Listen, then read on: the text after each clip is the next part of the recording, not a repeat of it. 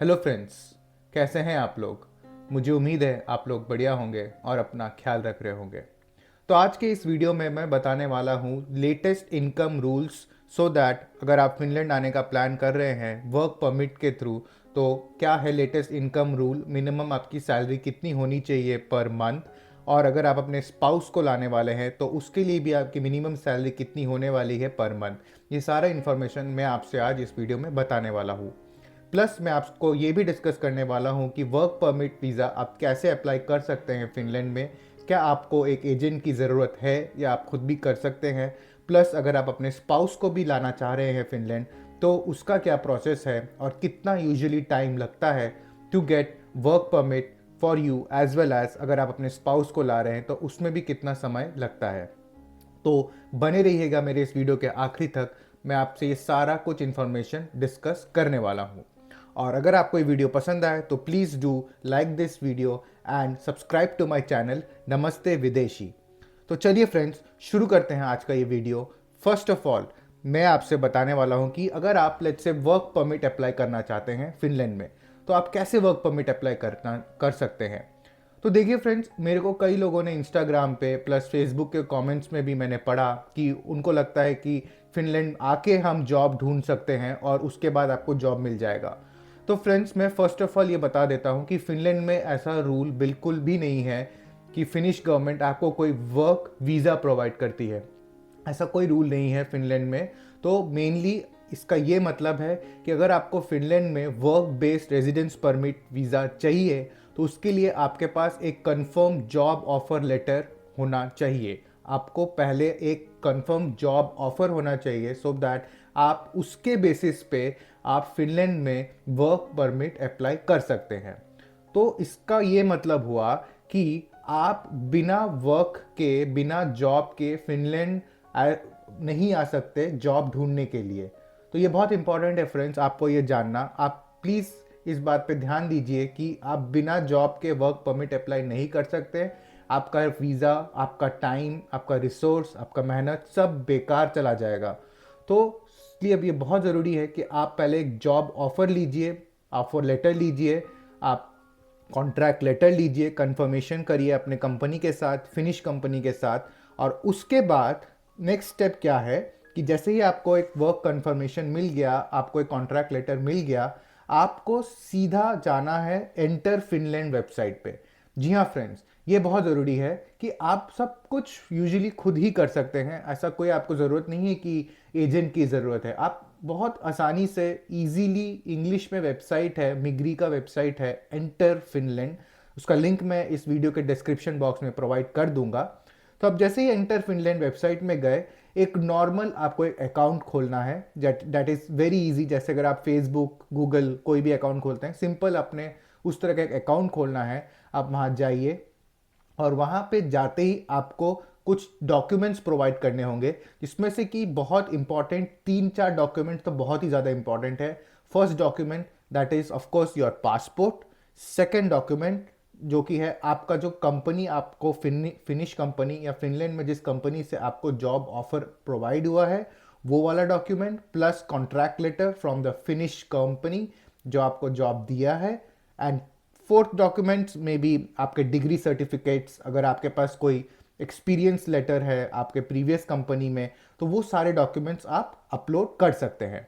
तो जैसे ही आपने ये सब अपलोड कर दिया, तो नेक्स्ट प्रोसेस क्या होगा friends, that is very important to know कि फिनलैंड में जब आप work based residence permit apply कर रहे हैं ना, तो आप आधा वर्क बेस्ड रेजिडेंस परमिट के डॉक्यूमेंट्स आप आधा प्रोवाइड करते हैं, और the rest of the document जो फिनिश कंपनी है वो आपके बिहाफ पे प्रोवाइड करते हैं।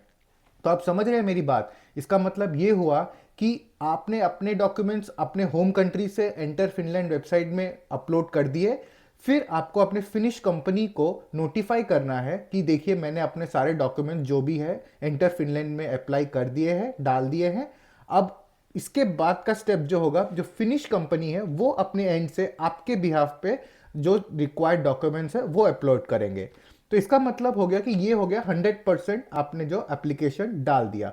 आधा आपने अपने होम कंट्री से डाला, लेट्स से आपने इंडिया से घर में बैठ के किया एंटर फिनलैंड में, और आपने फिनिश गवर्नमेंट कंपनी को नोटिफाई करवा दिया कि मैंने डाल दिया है। रेस्ट ऑफ द जो भी डॉक्यूमेंट्स है वो फिनिश कंपनी अपना डाल देती है। उसके बाद क्या होता है कि एक ईमेल आ जाएगा आपके पास एंटर फिनलैंड से, और नेक्स्ट स्टेप विल बी आप वीएफएस ऑफिस पे कॉल करेंगे। जी हाँ, वीएफएस ऑफिस बेसिकली जाना बहुत ही मैंडेटरी है, क्योंकि कई लोगों ने मुझसे पूछा है कि क्या इंटरव्यू होता है फिनलैंड में अगर हम work based residence permit apply कर रहे हैं, क्या फिंगरप्रिंट देना पड़ेगा, क्या बायोमेट्रिक्स करवाना पड़ेगा। तो जी हाँ friends, it is very very mandatory कि आपका बायोमेट्रिक्स भी होगा प्लस इंटरव्यू भी होता है जब आप कोई work based residence permit apply करते हैं। तो आपको वीएफएस में कांटेक्ट करना है। वीएफएस वाले आपको, अगर आप दिल्ली, चेन्नई, मुंबई या किसी भी नियरेस्ट सिटी जो भी आपके इन 4-5 मेट्रोपॉलिटन सिटी में आप जहां भी रहते हैं, आपको अकॉर्डिंगली कॉल करना है या आप उनको ईमेल भी कर सकते हैं। फिर वो आपको एक अपॉइंटमेंट देंगे कि फलाना फलाना दिन पे इस टाइम में आप आइए, वीएफएस ऑफिस विजिट कीजिए with all your documents, that is enter Finland से जो भी डॉक्यूमेंट्स आपको ईमेल हुए हैं, प्लस आपके company job offer letter, plus आपको कंपनी कॉन्ट्रैक्ट लेटर, आपका पासपोर्ट, आपका कोई अगर आपके पास डिग्री सर्टिफिकेट्स है, वो सारे डॉक्यूमेंट्स लेके आप वीएफएस ऑफिस जाइए। आप वहाँ पे पेमेंट कीजिए, आपका बायोमेट्रिक्स होगा, फिंगरप्रिंट होगा, फिर आपका आई स्कैन होगा, प्लस आपसे कुछ क्वेश्चंस भी पूछे जा सकते हैं। मोस्ट प्रोबेबली जनरल क्वेश्चंस हो सकते हैं, आप क्यों जा रहे हैं फिनलैंड, क्या कंपनी है, आपकी क्या क्वालिफिकेशन है, आपका क्या एक्सपीरियंस है। तो आप अच्छे से प्रिपेयर होके जाइए, मेरा सजेशन है। And that's it. जैसे ही आपने वीएफएस में सारा कुछ कर दिया, अपनी वीएफएस फीस पेमेंट कर दिया, आपका वो पासपोर्ट रख लेंगे। अगर आपने डी वीज़ा अप्लाई किया है तो वो पासपोर्ट रख लेंगे, लेकिन अगर आपने डी वीज़ा अप्लाई नहीं किया है, आपने सिर्फ रेजिडेंस परमिट कार्ड अप्लाई किया है, तो वो लोग पासपोर्ट नहीं रखेंगे, वो पासपोर्ट आपको रिटर्न कर देंगे। मुझे उम्मीद है आपको यहां तक का सारा प्रोसेस समझ में आ गया है। कोई भी क्वेश्चन हो आप कमेंट कीजिए, मैं डेफिनेटली आपका आंसर दूंगा। इसके बाद आता है नेक्स्ट प्रोसेस, जो कि है कितना टाइम लगता है, कितना टाइम लगता है कि आपको वर्क बेस्ड रेजिडेंस परमिट मिलने में फिनलैंड में। तो फ्रेंड्स, इसमें यूजुअली 1 से 3 महीने का टाइम तो लगेगा ही आपको वीजा मिलने में, दैट इज आपका टीआरसी जो रेजिडेंस परमिट कार्ड है आपको मिलने में। क्योंकि क्या होता है कि आपके डॉक्यूमेंट्स जाएंगे, वेरीफाई होंगे, फिर आपका अगर रेजिडेंस परमिट आपका एक्सेप्ट हो जाता है तो वो कार्ड आपका फिनलैंड से बन के आपके होम कंट्री वो लोग कुरियर करते हैं। और ये सब कुछ करने में जब तक आपको रेजिडेंस परमिट कार्ड मिलता है, कम से कम 1 महीना या फिर ज़्यादा से ज़्यादा 3 से 4 महीना भी लग सकता है। तो मेरा सजेशन ये है कि अगर आपको कोई भी क्वेश्चंस हो तो आप वीएफएस ऑफिस में मेल कीजिए, या फिर एंटर फिनलैंड में भी आप अपना जो प्रोफाइल है वहां पे भी चेक कर सकते हैं कि आपका जो एप्लीकेशन है वो कौन से स्टेज में है। तो फ्रेंड्स, बहुत ही इजी, बहुत ही क्लियरली वेबसाइट दिया हुआ है, इंग्लिश में दिया हुआ है, बहुत सिंपल लैंग्वेज में दिया हुआ है। तो आपके लिए बहुत इजी है ये चीज़ को आपको मॉनिटर करना कि आप कौन से स्टेज में आपका एप्लीकेशन चल रहा है। तो अगर आपको कोई क्वेश्चन है तो मैं अगेन बोलूंगा, आप कमेंट कीजिए, मैं उसका आंसर डेफिनेटली दूंगा। मुझे उम्मीद है आपको ये सारा प्रोसेस समझ में आ गया है कि आपको कैसे work based residence permit visa apply करते हैं फॉर फिनलैंड। अब आते हैं इस वीडियो के दूसरे टॉपिक में, दैट इज अगर आप अपने स्पाउस को लाना चाहते हैं, हस्बैंड या वाइफ को आप लाना चाहते हैं फिनलैंड में, तो उसका क्या प्रोसेस है। तो सबसे पहले तो फ्रेंड्स ये जान लेते हैं कि मिनिमम इनकम क्या होना चाहिए, सो दैट आपका एप्लीकेशन इजीली और स्मूथली प्रोसेस हो। तो फ्रेंड्स, जैसे कि मैं देख सकता हूं, जो मैं आपके साथ वो उसका लिंक भी शेयर कर दूंगा डिस्क्रिप्शन बॉक्स में, जहां से मैंने कोई न्यूज़ मिला है। तो अगर आप अपने लिए वीज़ा अप्लाई कर रहे हैं रेजिडेंस परमिट, तो आपकी minimum salary 1210 Euros per month होनी चाहिए। अगर आप अपने वाइफ या हस्बैंड या लेट्स से स्पाउस के लिए अप्लाई कर रहे हैं, तो आप में आपकी minimum monthly salary 1820 euro, that is 1820 या 1820 यूरो पर मंथ होनी चाहिए। देन आप अपने स्पाउस को इनवाइट कर सकते हैं फिनलैंड में रहने के लिए। एंड इसके बाद अगर आपके पास आपका एक बच्चा है, 1 चाइल्ड है, तो उसके ऊपर आपको एडिशनल आपको 610 यूरोस और दिखाना पड़ेगा, आपकी सैलरी होनी चाहिए। इसका मतलब 1820 euro including husband wife plus 610 euro, तो 2430 यूरो आपका मिनिमम सैलरी होना चाहिए। देन आप अपने हस्बैंड वाइफ और एक बच्चे को आप फिनलैंड इनवाइट कर सकते हैं। इसी तरह अगर आपके पास 2 बच्चे हैं तो उसके बाद आपको 480 यूरो उसके ऊपर और ऐड होता जाएगा। तो एक ये पूरा एक टेबल है, मैं उसका लिंक डाल दूंगा डिस्क्रिप्शन में, आप देख सकते हैं। तो ये वाला जो रूल है ये लास्ट ईयर नवंबर 1 2024 से अप्लाई हो चुका है। तो आप बिल्कुल ध्यान रखिएगा कि आपकी मिनिमम सैलरी इतनी होनी चाहिए, रिक्वायरमेंट फुलफिल हो रही हो, तभी आप वीजा अप्लाई कीजिए अपने स्पाउस एंड अपने चिल्ड्रन के लिए। देन आई होप आपको ज्यादा कोई दिक्कत नहीं होनी चाहिए वीजा मिलने में आपके स्पाउस या आपके फैमिली के लिए। अब आते हैं friends next last and final topic of this video, that is अगर आप अपने स्पाउस को बुलाना चाहते हैं तो मिनिमम रिक्वायरमेंट तो मैंने आपको बोल ही दिया है क्या होनी चाहिए, that is 18-20 euro per month आपकी सैलरी होनी चाहिए फिनलैंड में। इसके बाद आते हैं क्या प्रोसेस है।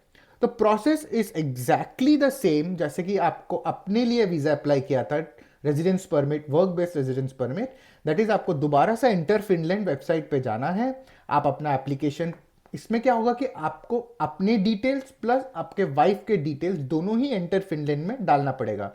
क्योंकि मैं यहाँ पे वाइफ का एग्जांपल ले रहा हूँ बट हस्बैंड भी है, that is your spouse let's say. तो आप अपने स्पाउस का डिटेल डालेंगे और आप अपना डिटेल भी डालेंगे एंटर फिनलैंड में कि आप क्या जॉब कर रहे हैं, आपकी क्या सैलरी है, आप अपना सैलरी स्लिप डालेंगे, प्लस अपने कंपनी का job offer letter, contract letter, ये सारा अलग अलग डॉक्यूमेंट्स आप इंटर फिनलैंड में डालेंगे। प्लस एक फॉर्म फिल होता है, पीके फॉर्म बोलते हैं, वो फिल करेंगे। प्लस आपके स्पाउस का पासपोर्ट डिटेल्स वो सब डालेंगे। एंड जो फीस है वो आपको पे करना है, यूजुअली अराउंड 600 to 700 यूरोज होता है इसका फीस। एंड दैट्स इट, आपने एप्लीकेशन सबमिट कर देना है। Same again you have to contact the VFS, आपको वीएफएस ऑफिस कॉन्टैक्ट करना पड़ेगा। आपने जैसे ही वीएफएस ऑफिस कॉन्टैक्ट किए, आपने एंटर फिनलैंड के डिटेल से फॉर योर स्पाउस, एंड वो वहां से एक लिंक होता है, आपको वहां लिंक पे जाना है, वो लिंक मैं शेयर कर दूंगा डिस्क्रिप्शन बॉक्स में। आपको अपॉइंटमेंट लेना है, यहीं पे जो मेन पार्ट है, यहीं सबसे ज्यादा टाइम लगता है। दैट इज जो वीएफएस अपॉइंटमेंट होता है स्पाउस वीजा के लिए, इसमें काफी लंबी वेटिंग चलती है, 3 महीना 4 महीने का तो सिर्फ अपॉइंटमेंट वेटिंग ही चलती है। तो इस पे आपको थोड़ा सा पेशेंस रखना पड़ेगा, आपको बहुत पहले से प्लानिंग करनी पड़ेगी सो दैट आपको ये प्रोसेस सारा इजीली हो जाए। तो ओवरऑल मोटा मोटी ये बात हो गया कि अगर आप अपने स्पाउस को इनवाइट कर रहे हैं फिनलैंड में, आपकी minimum salary 18-20 Euros per month होनी चाहिए, प्लस जो प्रोसेसिंग टाइम है वो लगभग कम से कम 5 से 6 महीना तक हो जाता है। दैट इज 3-4 महीने की तो आपकी वीएफएस की वेटिंग रहती है, फिर आप एप्लीकेशन डालते हैं, प्रोसेस होता है, वेरिफिकेशन होता है, सब कुछ करते करते 5 से 6 महीने लग ही जाते हैं। जी हाँ फ्रेंड्स, तो मुझे उम्मीद है आपको आज के मेरी इस वीडियो में काफ़ी सारा इंफॉर्मेशन मिला होगा। लेकिन अगर आपको स्टिल कोई डाउट है, आप बिल्कुल कमेंट कीजिए, आप मुझे इंस्टाग्राम पे मैसेज कीजिए, मैं वहाँ पे भी आपके क्वेश्चंस के आंसर देता हूँ। And do follow to my channel Namaste Videshi, मैं इसी तरह के अलग अलग वीडियोस, अलग अलग टॉपिक्स पे आपके लिए लाता रहूँगा। और एक लाइक ज़रूर कर दीजिएगा, इससे मुझे और मोटिवेशन मिलेगा कि मैं और अच्छे अच्छे वीडियोस आपके लिए बनाता रहूं, तो और आपको इन्फॉर्मेशन देता रहूं। तो चलिए फ्रेंड्स, मिलते हैं मेरे नेक्स्ट वीडियो में next time, and stay tune to my channel Namaste Videshi. Bye bye.